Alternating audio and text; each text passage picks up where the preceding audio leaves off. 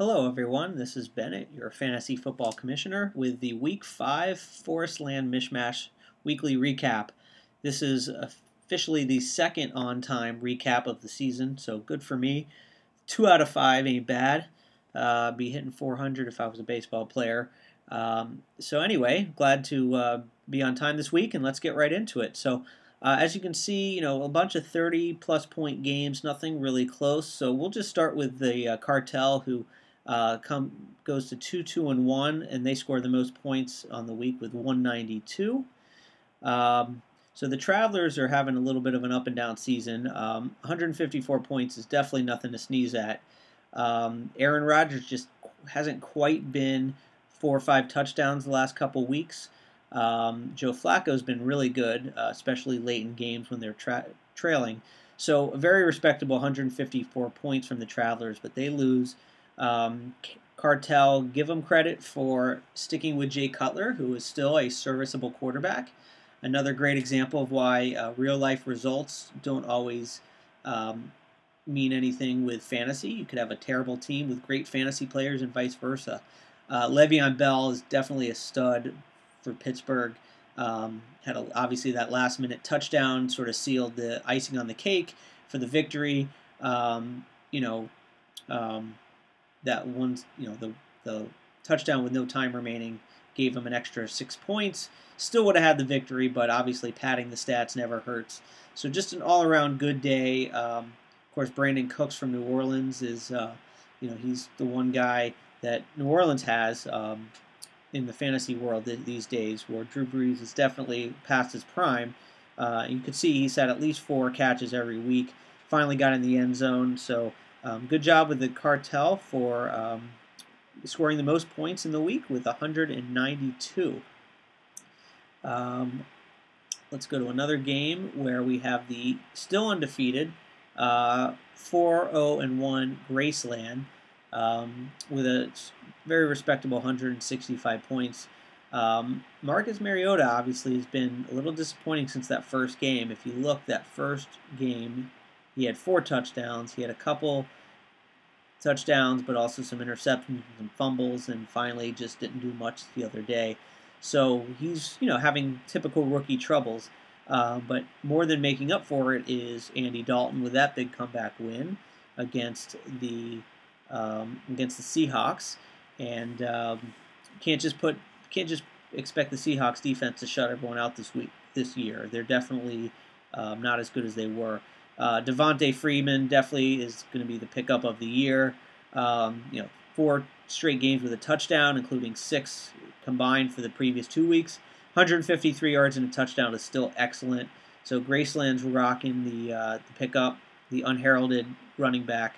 And of course, with Andrew Luck either hurt or on a bye, you're going to need points from Mariota. But Devontae Freeman's been amazing. Of course, Julian Edelman just does nothing but catch lots of balls every week. He's probably got, 11, 8, 4. I mean, he has his worst week reception-wise, but still gets 120 yards and a touchdown. So Edelman's great. He's definitely filling in that Wes Welker spot. And Graceland gets the win. Rawhide Super Mules are having a tough first season in the ForrestLand MishMash Fantasy League. Sam Branford actually outscored Drew Brees, but both of those guys are up and down. Russell Wilson hasn't exactly been lighting the world on fire, but as you'll see when we do the standings, you'll see that a little bit of a tough luck season for the Super Mules, as they've scored a lot of points, just not getting the wins. Obviously, Josh McCown on the bench, you never know when he's the kind of guy that you never know. Very unpredictable, but that I still don't think that would have been enough to get the win had he put Josh McCown in. So Super Mules scoring some respectable points, but they do lose their 4th in a row, and they fall to 1-4. We have Ray Finkel's Kicking Academy, also with a hefty score of 163. Colon Cleansers barely get the 100-point mark. I think, with Mike Vick having some late-game points, got her over the hump. But other than this no-name guy, Thomas Rawls, just no points to speak of for the Colon Cleansers. Did have some people on a bench, but really just overall just was not a good week for them. And Ray Finkel's Kicking Academy scores double digits on almost all players, and no one blew up too much, but definitely had a very nice day with 163 points, and that's with Adrian Peterson on a bye. So good job for Ray Finkel. They go to 4-1 with a 4-game winning streak. We have the third and Oolong also winning with 154 points, very respectable as well. Calvinators 0-5. They've lost 5 in a row, and pretty amazing considering they have Gronk and Tom Brady, who early in the season just lighting it up, but yet no points from anyone else. Of course, last week they had a bunch of bye players on their bench, so last week there's no excuse. This week just didn't get it done. Obviously, Carlos Williams with a big 0. I don't even know if he played. So top points at the top, but not much else, and just not enough to add up to a win. Third and Oolong, even with only 6 points from Matt Ryan, still gets a ton of other points. -1 for the strategic Jaguars defense. That backfired with 38 points for Tampa Bay. But yet still gets 154 points, and they're 4-1 as well. So we're going to look in a minute at the standings and see that one division's very top-heavy, and one division is got a lot of parity. So one last game to talk about. We have the Slim Aussies getting a nice win. Not a lot of points, but we'll take it. Peyton Manning just hasn't done much this year, but Murray finally had a good game, and just a little bit from everyone. Carlos Hyde had a nice comeback game. So running backs have been very tough for the Slim Aussies this year.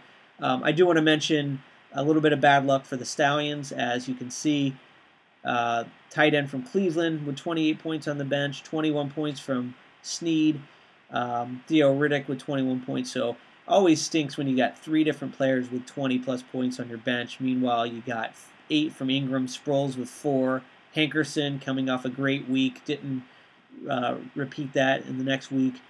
Antonio Brown, unfortunately, is suffering from having Mike Vick throwing to him, so that's hurting because Antonio Brown otherwise would be a stud. So a little bit of a tough week. The Stallions lose.